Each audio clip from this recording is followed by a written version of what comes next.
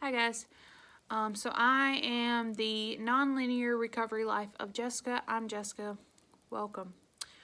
So I live in North Carolina, and if you've been keeping up with some of my videos, or you've been keeping up on my Instagram or stuff like that, you'll know that we've been out of school since March 13th on a Friday. And the governor made his speech yesterday and announced that school will be closed for the remainder of the year. We all knew that, but it doesn't make it easier. I have had a lot of emotions in the past 24 hours. I have been sad, I have been angry, I have been scared, I have felt numb almost. I woke up this morning and I was in the middle of a panic attack when I woke up.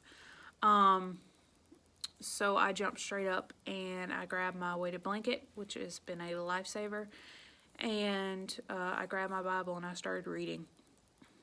And that helped, but I still feel like, I'm kind of drifting out into the unknown, not really knowing what's going on. But March 13th was a Friday, and my school had a half day, so the kids went home at 12. And that was the week that, the coronavirus had started. There was a full moon. I don't even remember what else was going on, but there was something else that happened. But anyway, so it was a half day, and it was, the kids were crazy, and it had been a crazy week. And, they all know about the coronavirus, and they had all heard about it. And we had a half day, so we left at 12. And there was a fear in the back of my mind thinking that, we may not come back, or we might be out for 2 weeks or a month.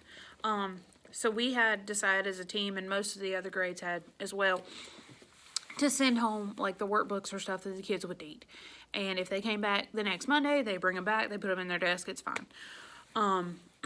But we just kind of prepared ourselves for that because we thought that was probably going to happen.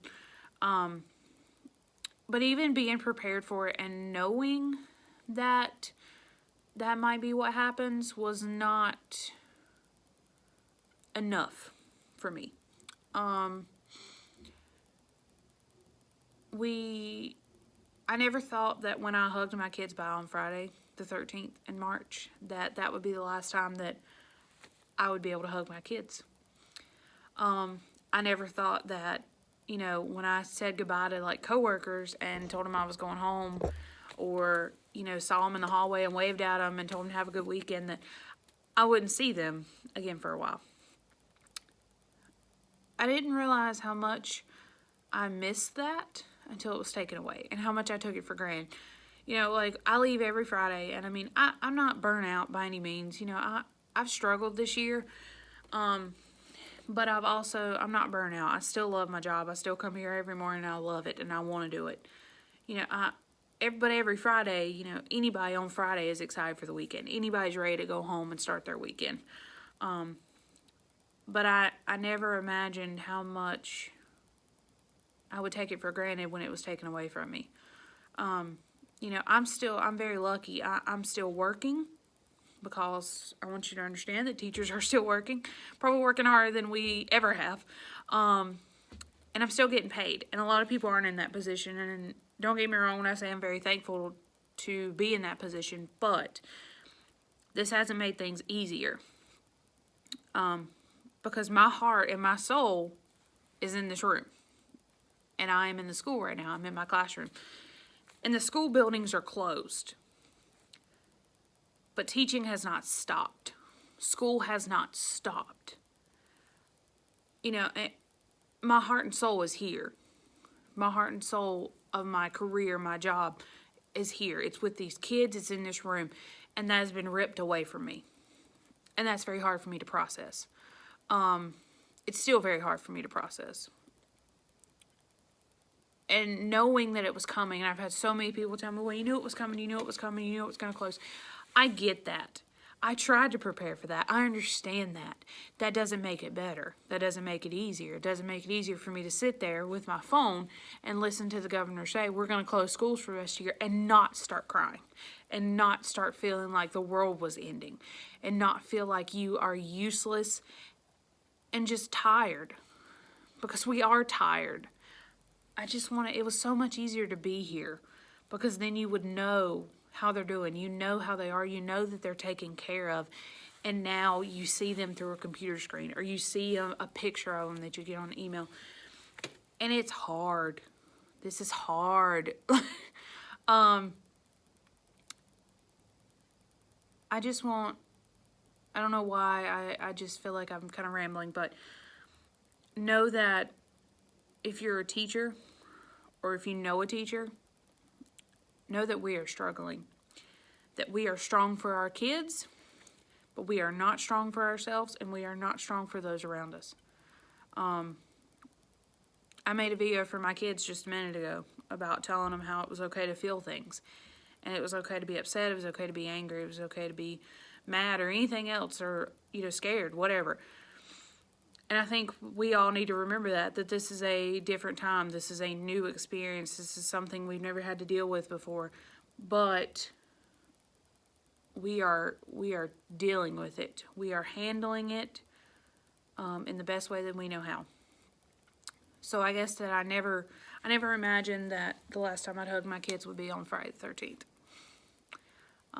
March 13th. So if you pray for teachers. Pray for the students, because they don't understand, especially these younger kids. My kids are 7 and 8. Not 6, they're 7 and 8. They, you can't imagine what they're feeling. You can't imagine what's going through their mind. And pray for them, pray for their families that are having to, do remote learning from home, because that's a lot on the parents, grandparents, guardians, whoever. Pray for the seniors that have had that last golden, couple months ripped away from them. But just send good vibes, send good thoughts, pray for all of us that are dealing with it, because knowing it was coming did not make it easier to swallow. I know that it's going to be fine. I know that I'm going to get through it. But right now, I'm scared, I'm angry, and I'm sad. So just know that it's all right what you're feeling. And I hope that you all are safe. I hope that you are healthy. Despite all of this going on, I hope that you are healthy. I hope that you're safe. And I hope that you are in a good place. And those of you that are not mentally in a good place, know that I am praying for you. I am thinking of you. And we're going to get through it together. So I hope that you all know that I am here if you need me. Same thing I told my kids, that I'm here. Phone call away, text message away, whatever it is. But know that this is hard. But we're going to get through it. And I don't really know if my video had a point. I feel like I rambled. But yeah, this is hard. I feel like a lot of different things right now. But I know that, I know who's in control, and I know who's holding me in his hand. So it's going to be okay. But keep us all in your prayers. Keep us all in your thoughts. I hope you guys are good. I'll see you guys later. Bye.